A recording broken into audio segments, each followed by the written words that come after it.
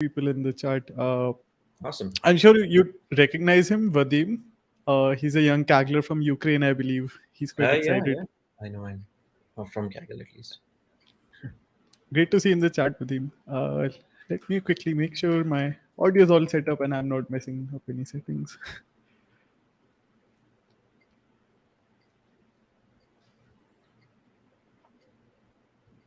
It takes 15 to 20 seconds, so that's like when the anxiety is really at its peak. Okay.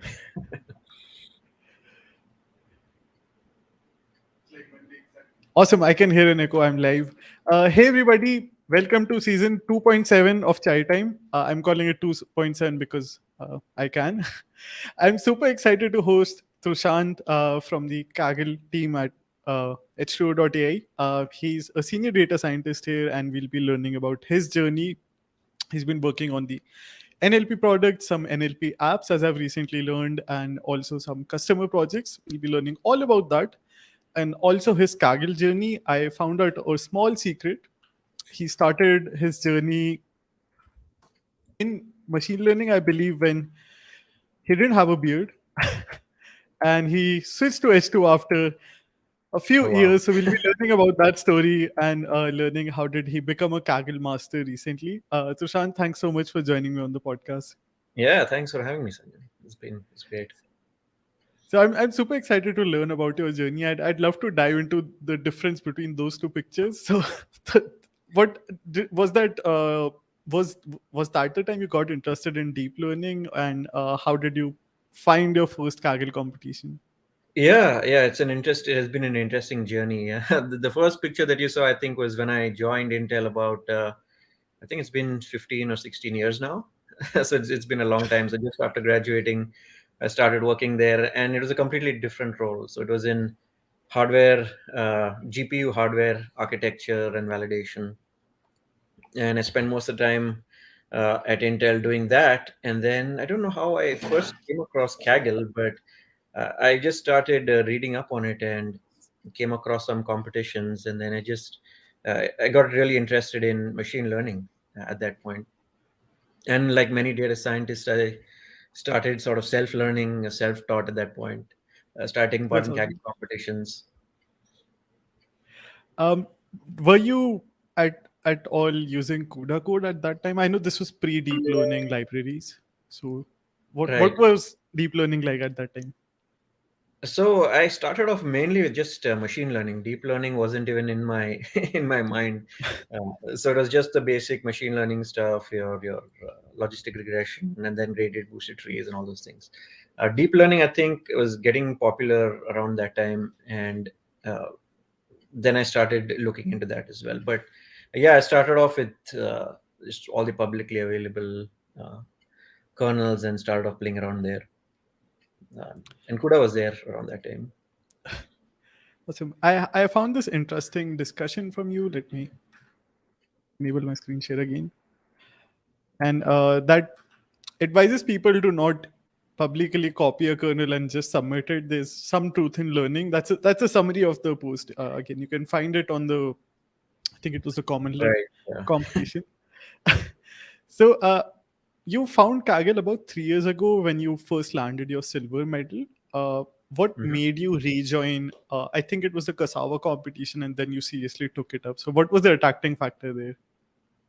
Yeah, so I think it just the challenge of solving different problem types and coming to a good solution, right? That really kind of drove me to finding a good solution for different problems. And I think the great part about Kaggle is you get exposed to so many different problem types, right? And even if you take a subdomain like NLP, within NLP there are so many different problem types that you come across, and in through Kaggle you got a chance to experiment on them. And then once I found out that there's so many interesting competitions, I just started taking part in different ones, especially the ones that piqued my interest. Nowadays, it's mostly NLP competitions. I kind of deviate towards that, but yeah, there's a lot of cool stuff on Kaggle to play around with. Why NLP? Why not image? Why not the simulation ones that they host now and then?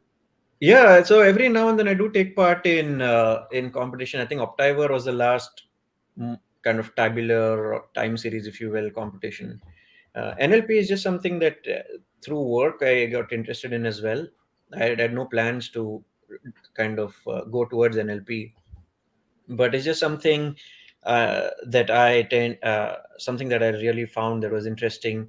And there's always people who have, or companies and people who have problems with NLP related stuff, right? There's always a lot of text data, and there's a lot of interesting problem types there that you can solve with NLP. Yeah, so that kind of drove me towards investigating what are good solutions there, and get interested in NLP. I'd also love to know about. So you mentioned your work. You're currently a senior data scientist at H2. What tasks are you working on, and how is the Kaggle team influential to your decision of taking Kaggle up again? Was that one of the influencers, and how did that change your journey, if at all? Yeah. So that's a good one. So yeah, I think so. My current role as a data scientist at H2, we do a lot of sort of cool things, and then we have this H2O hybrid cloud now where we can create a lot of apps, right? And then there are apps. You can quickly develop apps for different domains, and so I'll end up doing that. A lot of NLP applications for different types of problem types for customers. And then also, I had the chance to work on the driverless AI product, had some NLP. I think the BERT was instrumental in sort of the later versions. We didn't have BERT before. So we added all the BERT based models there. And that kind of got me interested in sort of NLP at that point. And the Kaggle Grandmaster team really is really great, right? It's really supportive. And you have all these great grandmasters in one team, so you can learn from them through work, and then as you team up with them in some competitions, they become like a mentor, right? So it's a great opportunity. Um, you've worked with I think Maximilian Yeplik. You've worked with Kunhao, who was also here for a while. Um, can you share about your journey? So once you rejoined Kaggle, how did you decide to improve once you settled on NLP competitions? You've tried all of these techniques. We've read all of your solutions. I'm sure the people who are watching have read many of your solutions. So how did you go from first silver to master with two gold medals? Yeah, it's been a long journey, I think. There were many misses along the way. So Kaggle, right, it's like you can come up with great solutions, and then sometimes the leaderboard surprises you in the end. But I was fortunate to team up with some great Kaggle masters and grandmasters, like you mentioned. So I worked with Max. I think I worked with Kunhao for a lot of a lot of Kaggle competitions in the past, and it's been great learning from them. But in competitions in general, my tactic is just starting off with some baseline. Right, it can be something that you have. There's always some great baselines posted, and then to at that point just start hacking it, right? Look at solutions from previous competitions. That's always a really great place to start. And then taking the knowledge from all those places and then kind of factoring it into that baseline that you have, seeing what works. It's just a question of in machine learning, just trying out different things. And once you do that, you get a kind of a handle on what works for certain problem types. What are the first things you should try? So now I have in my mind a kind of a pipeline of things that I should try first for NLP, and then move on to some things in the bottom of that list, right? And take it from there. But every problem type is different. It's just a question of trying out your toolkit that you have. So how do you come up with this baseline? You're not a fan of just blindly copy forking. Do you write it from scratch? Is it coming from your older solution, private repos, for any given competition? Yeah, I think I started off with a baseline a long time ago, and then over time, I've kind of made it my own sort of training and evaluation loop, and then I have certain ways to change that for problem types and competitions, right? But yeah, just starting off with any baseline and then making it your own. I think that's the only way you can learn, right? By hacking around with the code, really figuring out what the different pieces of the code do, and then adding different pieces from solutions that you read up on, right? And nowadays there's a lot of interesting research on even on NLP. Previously it used just to be a fine-tuning thing, right? You fine-tune transformers, okay, you get a solution. Now there are many more things to try out, and I think that's really interesting. And How do you find these techniques to try? So some are discussed in the solutions. Sorry, in the discussions. Some are not. Are you looking in the discussions, or is that through the team discussions? Any secret sources that you can share? Yeah, yeah. So there's always once in a while some great posts in the discussion forum which talk about okay alternate approaches or just papers, right, related to that specific problem type. So I keep an eye on the discussion board, but apart from that, depending on the problem type, I just search Google search. What are the state of the art ways to solve this problem type, right? What are the papers out there that solve that problem type? And then just go and try and implement it itself. Most of the times if you look at papers with code, there's always like a little code that you can leverage off. And the great thing is there's so many people working on these fields, right? So there's always something out there to try, and there's code available. It's just a question of integrating it in your pipeline and seeing what works. That makes sense. So I'd love to slowly transition this into discussion around your recent solution. Maybe I'll start by explaining the problem statement, and you can correct me wherever I'm wrong. Our team placed just in the bronze region, and it was more of the team contribution. I was only slightly learning there. So my understanding of, and this is the US patent phrase matching competition for the audience. My understanding is the only legal document we read thoroughly is our employment document. I say that because I've recently made a transition. And if anyone reads any patent papers or anything like that, they're very confusing to read. My understanding is you want to check if patents being filed are similar. So Hmm. maybe that's like one of the outcomes, to just see if someone is coming with up with a new idea through legal jargon, is it innovative or not. So maybe that's one of the outcomes here. Yeah, exactly. So I think typically when new patents are filed, you want to do a quick search on if there's anything existing in terms of technology or in that space, right? So this kind of helps them do that quick search over probably thousands and millions of documents, right, to find if there's anything similar related to that patent. I think that was the motivation from the patent office. But yeah, it was an interesting problem.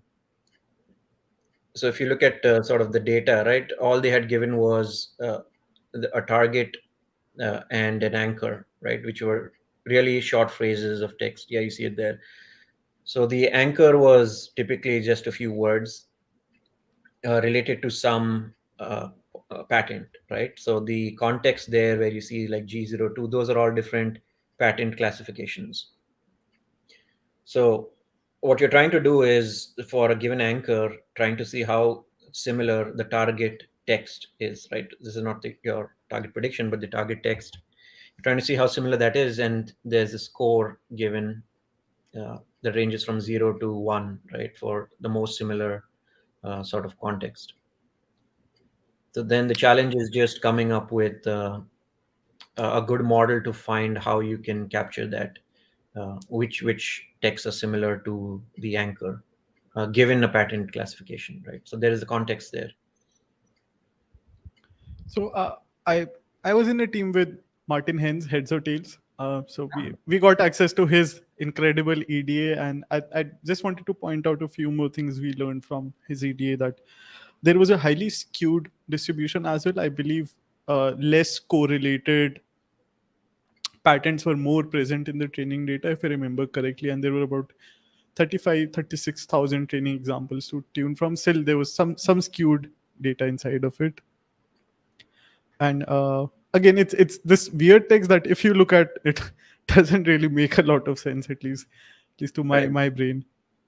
Yeah, and what was interesting is in this competition, that was the only given information, right? And you were given access to, I think, Google BigQuery or the public database, where you could then go in and pull in required sort of contextual information related to the patents, right? So there were some things that you could do there, play around with pulling around different subsets of classification text and see if that helps. So coming back to your approach of creating a baseline, when you first saw this competition, how did you decide to approach it? What was your first thought on how to come up with a baseline? Yeah, so I looked at sort of what I had, and then there was also, I think, a very interesting baseline in this in the public forum already. And then I was looking at what solution is there, what I have, and then it was mostly similar. So I just started with my baseline and saw what kind of score I got there, right? I think the interesting part was I did a lot of sort of data. The first step was just trying to see if what data I can add to this, right? Because it seems like it had very little information in the training data itself. So I spent a lot of time on Google BigQuery doing like SQL based queries to pull different context in there to see if it helps, right? And my approach is always kind of iterate on a small model. There's no reason to start off on like a large or an Excel model, right? Start on a small model, try out your ideas, and then if it works, you can move on to a larger model. Right? There's no reason to waste time doing it on a large model first. And most of the times, the ideas translate well to a larger model. I feel attacked. My baseline was a Deberta large in AFO code. Yeah, yeah. Not yeah, it's I mean I think it's over time you realize that if you're trying a lot of things, it's better to do it on a smaller model, right? There's no harm in starting with large just to see what kind of baseline you get. But when you're iterating many times over Yeah, many ideas, it's probably better to stick with a smaller model, right? Your turnaround time is faster. yeah. I won't go into that competition. That takes a lot of training time. So I, I am not training any large models for a long time for that one for sure. Um, Coming back to this one, I'd love to also dive into your solution. Anything else you want to point out in the data or any other interesting facts?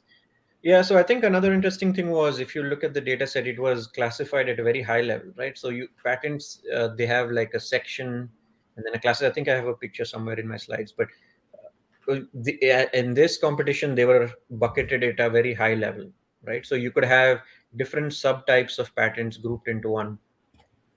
So it's just kind of hard for the model to just find out the context based on the very limited information that you see there, which is why I kind of explored pulling in more data from the subclasses or lower level pattern classes, right? In hopes that adding that contextual data would help. Yeah, so I think on the third slide I have a little picture of, yeah, so you see there, right? So we have your patent sections, which is at a very high level. You have like your A and G, right? And then what was given in the competition was at a class level, right? So you have either A61 or G01. These are classes within a section. But everything below that, that whole tree was combined to a class level. So you could have multiple subdomains of a patent all grouped into one. So there's a slight variations in what an anchor and target can mean depending on which subdomain it is or subgroup. So that's kind of interesting, and I think it played a role into how our final solution was as well. And we'll talk about that. Did you? I did not, but did you try to look into any context knowledge, like looking up what these sections are at all, or like trying to read up about this?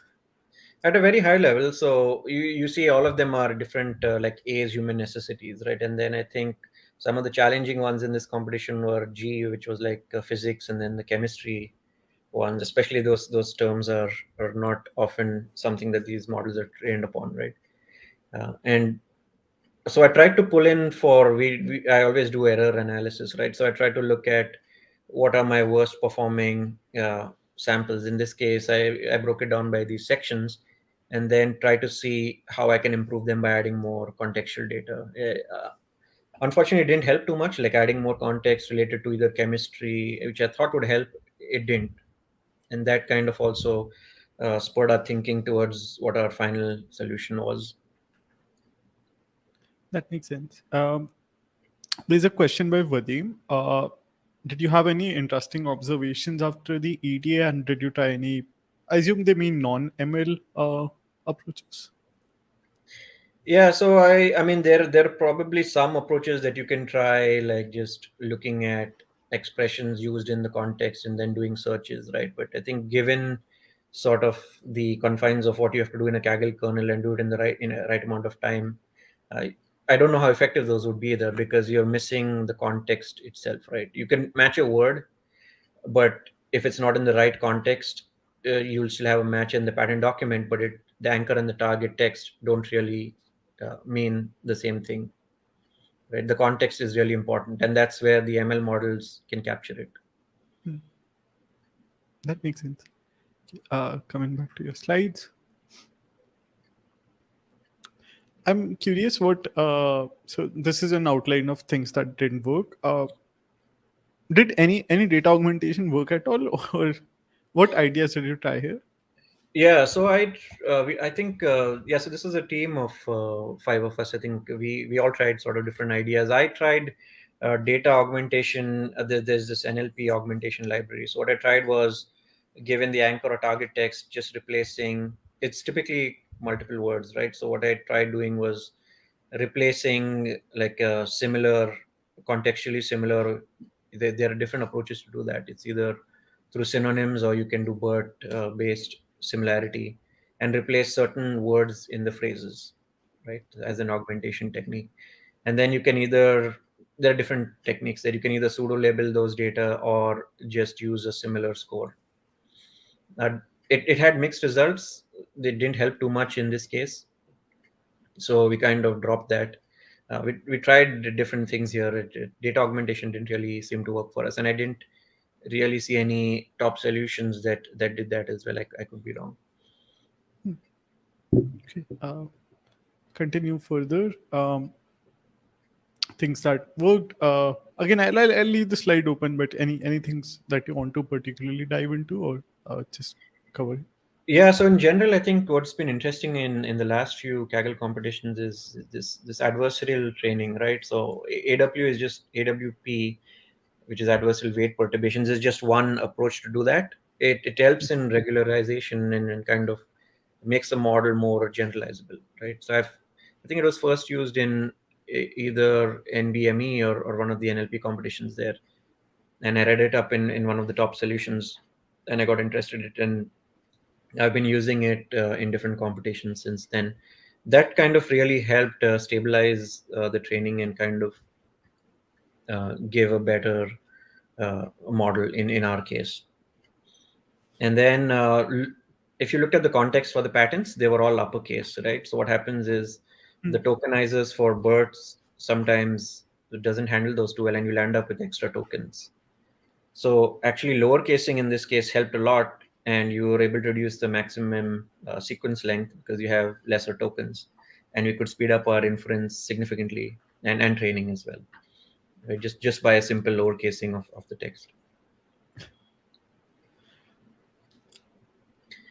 And then yeah, so we have your AWP mix out is another interesting approach that was used in NLP.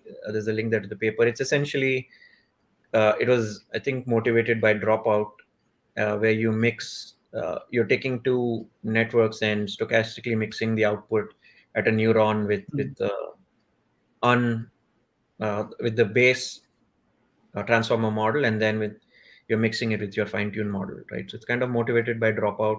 It's another regularization technique. In my case, it helped a lot. You have to play around with these hyperparameters here, right? So again, this is where you take your a small model, and you, or your base model, and you tweak the hyperparameters and see what works. So those two sort of regularization techniques helped a lot in our case. And knowledge distillation is something one of our teammates tried. It worked very well for him. I tried it initially. There was some leakage which I didn't have time to investigate, but it did seem to work for some cases. So we stuck. Some of our models did use knowledge distillation.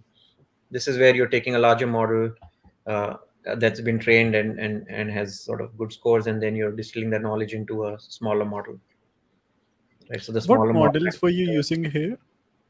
So nowadays it looks like Deberta is does very well on a wide set of tasks, right? I think it's mentioned multiple times there, and Yeah. it's that's where that's my go-to model nowadays.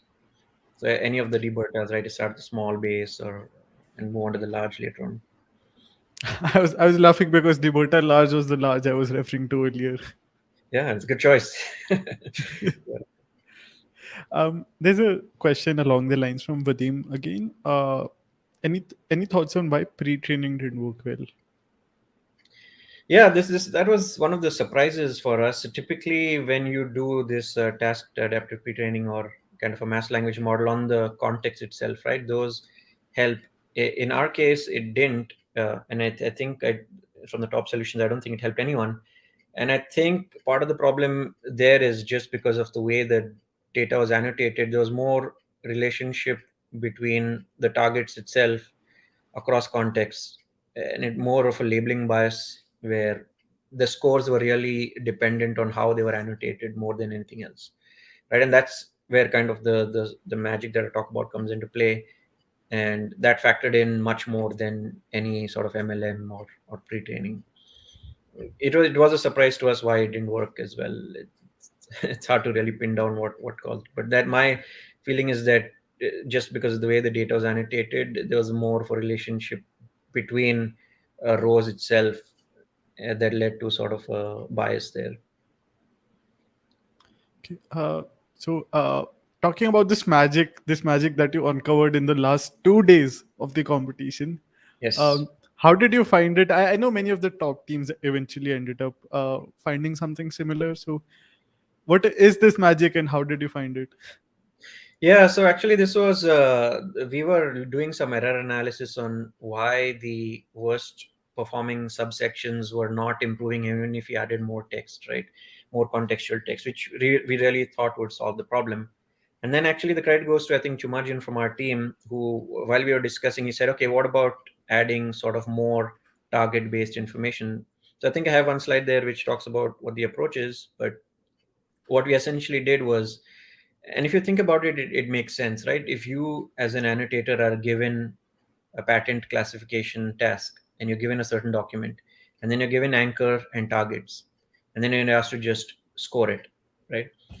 So you'll typically do, you look at multiple rows in your data set, and you'll start labeling one of them, and then when you go to label the second one, typically what comes into play is how it related to the first set of annotation that you did, right? So there's an inherent bias in labeling at that point, where there is a relationship between multiple contexts related to a certain pattern section, right? So that kind of, I think, drove the idea, and Chumarjan came up with this idea saying, okay, let's, what about grouping all the targets for a specific context, right? So for a given pattern section and a given context, you group all the other target text related to that, and then you just add that to your input text to the tokenize to your word models, right? So you see what we had for majority of the competition is the original problem formulation, right? So we had your anchor text followed by your target text, and then adding some context relevant to the patent itself, right, that you can pull from these public databases, and then you're just using the score to predict. So what we came up with after that is per patent class, which is the context that we looked at a high level, and then per anchor, right? So you group by your context and your anchor, and then you add in all the target text related to that, right? So an example is here, where you would first only have abatement as your anchor text, and your target text here is abatement of pollution. You're adding towards the end all possible target texts, right? And when you do that, the model then understands that there is some relationship between those other target texts, this target text which you're currently predicting, and the anchor, right? So it can, with attention, look at all these and then come up with what the score should be. And that was something that made sort of a big difference, right? And then again, we tried this out on a very fast sort of model that was just fivefold, to prove that the theory works. The CV was significantly improved. I think the next slide just shows the baseline of what the baseline was and then how it improved. So you see the red line there is what I had for my dBeta large model, and then the Mhm. green line, it was an improvement of almost 0.01, which is significant in this, is after we grouped by target. And then I tried this out on the leaderboard, and the score immediately, single model score was immediately over like 0.85. So we knew we had something at that point. And then it was just a Sorry, question of the scrambling. Yeah. green model is Devotus mod.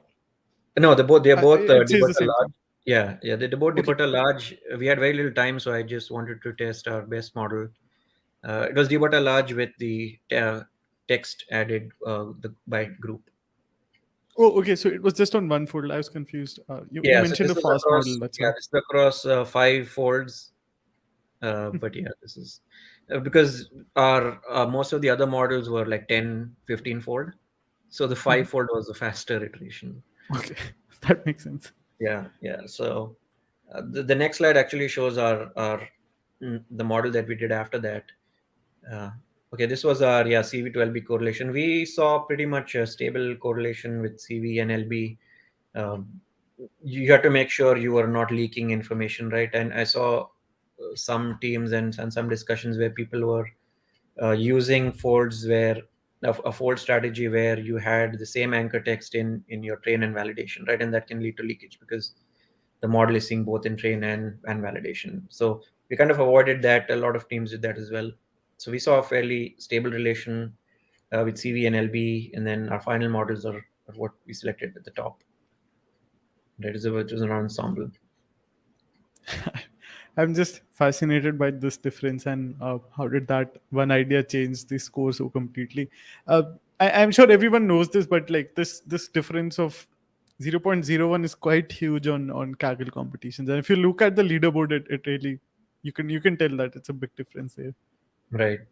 Yeah, depending on the scoring metric, yeah, this in this competition 0.01 was a significant one, right? So if you see the top model there, right, that was the next iteration, which was the 15 fold that I think Chumajin did.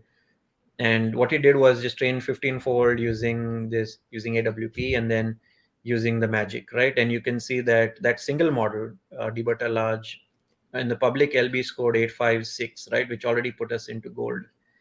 And if you look at it, even in the private LB, it would have given you, I think, 12th place. It's like Hmm. 8717. So a single model with this magic, if you will, put you in gold. You don't really need the whole ensemble. It just helped in diversity. But yeah, I think the interesting thing was this was found 2 days before, right? And then having a team really helped.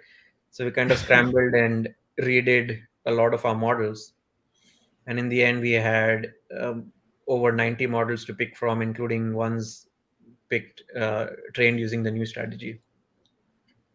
And then it was just a question of finding a good mix of what worked, and we used hill climbing and neldermead there to get weights. So you were just adding models until you saw an improvement and it was under the inference limit. So we did local validation for, so we used hill climbing locally to see which, so we had 90 plus models with our old strategy and sort of our new strategy, right, with the magic added. So there's no way this could fit in sort of the 9 hour inference time on Kaggle notebooks. So we did some local based on out of fold scores. We did some uh, strategies for ensemble and found out what worked best, right? We use hill climbing there to see, and that filtered out them into a group of about 10 or 15. And then we did some calculations on what the best optimum weights were based on your out of fold scores again. And in fact, I That think we were so scrambled for time that we, because inference on this, if you're running it in Kaggle, even generating the submission notebook, I think took us an hour, and we didn't have that time on the last day. So we hmm. did a blind submit, which is basically you just when you're doing a submission, you just uh, submit the submission.csv, right? But when you switch to your actual Kaggle run, since there are more dataset rows, you run the entire kernel.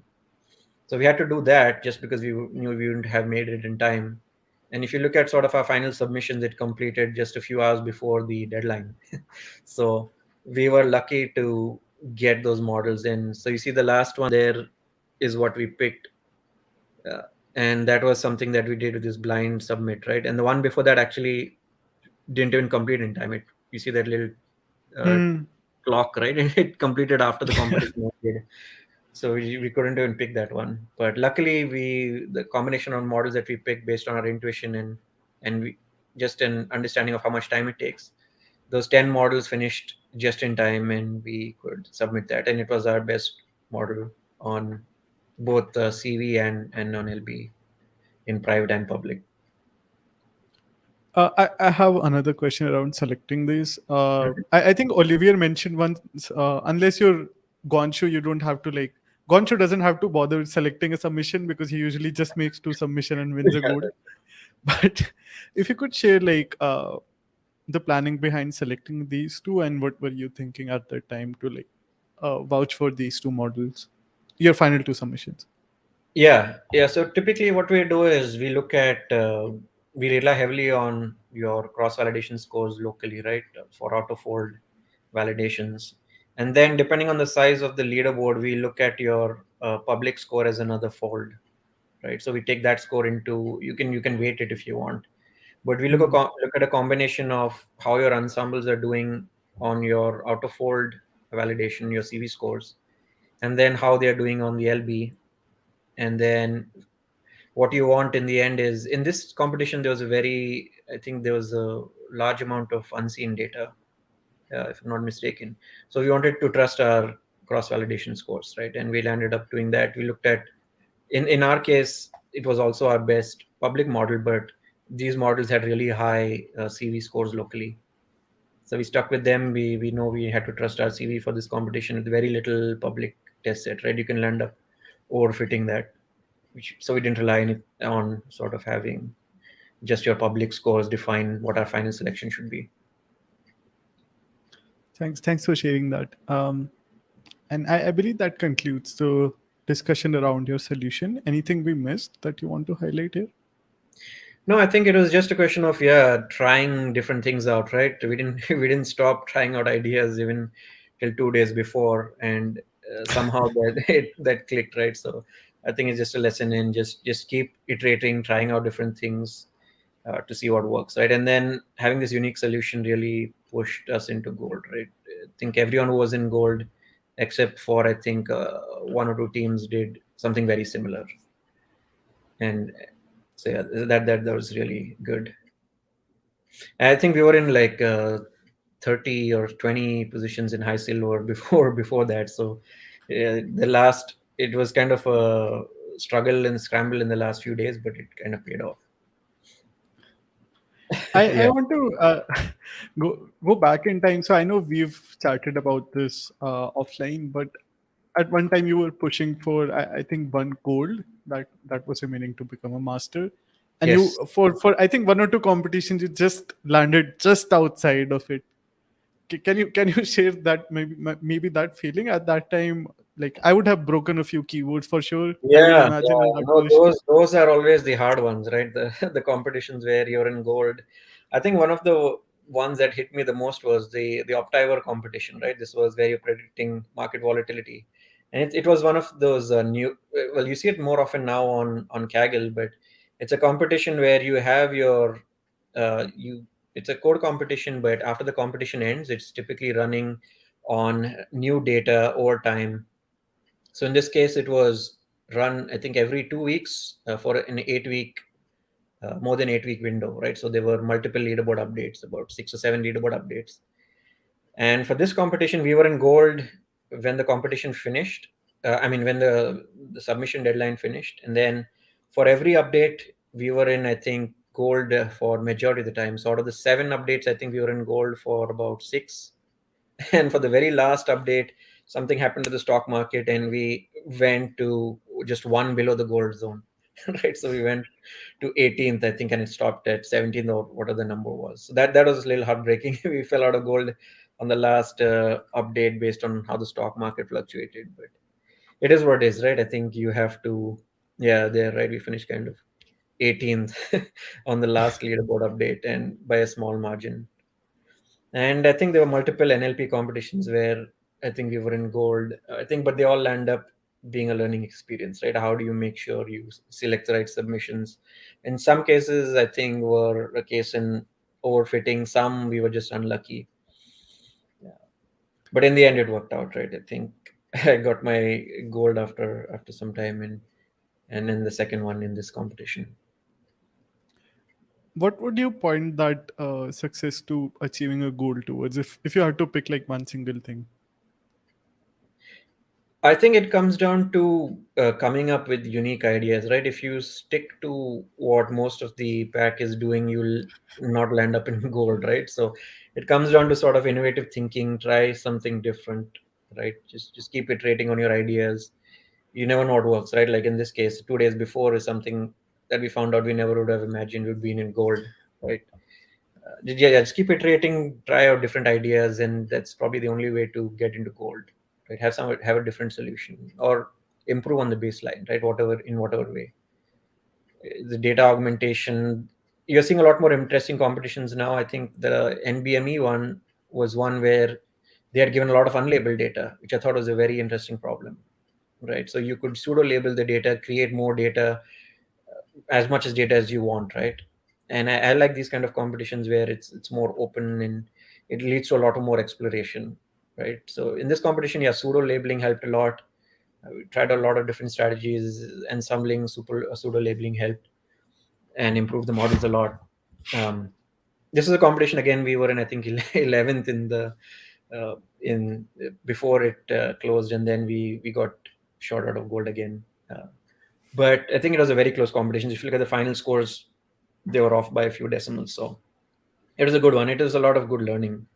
I'll take that away from it. You see, there was yeah, quite a bit of shake up in there.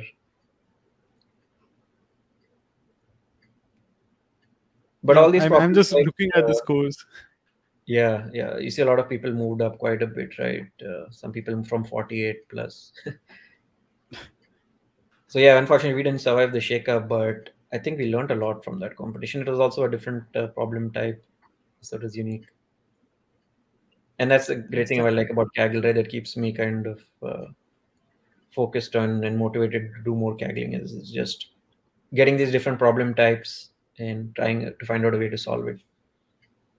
Right? And then you can take that knowledge and back to work or and apply it, right? So that's a good part. Are you aiming for the last three goals? Are you aiming to get to competitions grandmaster soon? Well, that's the hope, but I think I've realized now that you can't rush it, right? It'll it'll come when it has to come.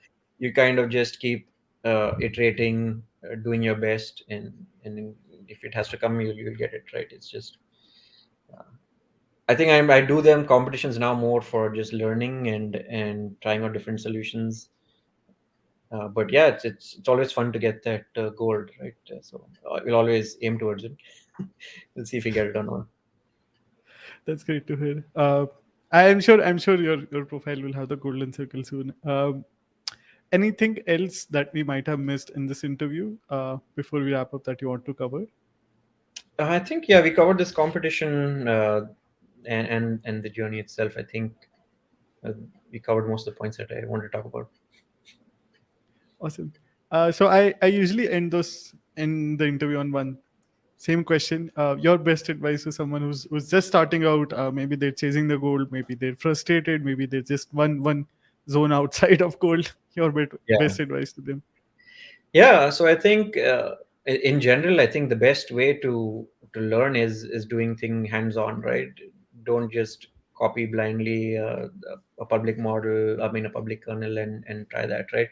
So try playing around with different ideas, make your own baselines, start off, and over time, as you kind of work on different competitions, you'll come up with this Swiss Army knife toolkit, if you will, right, of all different solutions or different things that you can try out, right? And you'll have that over time, and then you can at that point just for new competitions try out different things, and that's the best way to learn, right? Get your hands dirty, code. Don't be scared to write your own training loops and play around with different things there, right? And add different things. And yeah, it was even for me, it was a journey. I had no idea I would like data science 5 years ago, right? And switching from a hardware job, right, which is very different, right? It was electrical and computer engineering to programming, and it's something, if you're passionate about it, I mean, you can go after it, right? It's just a question of, and nowadays you have all the tools you need to learn online.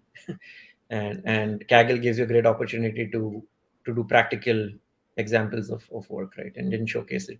That's what I did actually. I didn't have anything on my resume for data science, so I just landed up doing Kaggle competitions and and putting that on my resume, and that's how I landed up getting my first job at Intel itself in data science. It was a struggle to make that move, but after you do that, and you're passionate about it, you can put your mind to it and get it done, right? Now the resume is quite long. I was just trying to find the section, but it Yeah, now contains all of your achievements. over time you see there's a lot of different tasks, right? And I do the CV is also interesting, right? Computer vision, there's a lot of cool things there as well, and a lot more things to try out. I feel in NLP in image tasks, and NLP is slowly catching up, which I which I like now. So there's a lot more Yeah, things to try out there as well.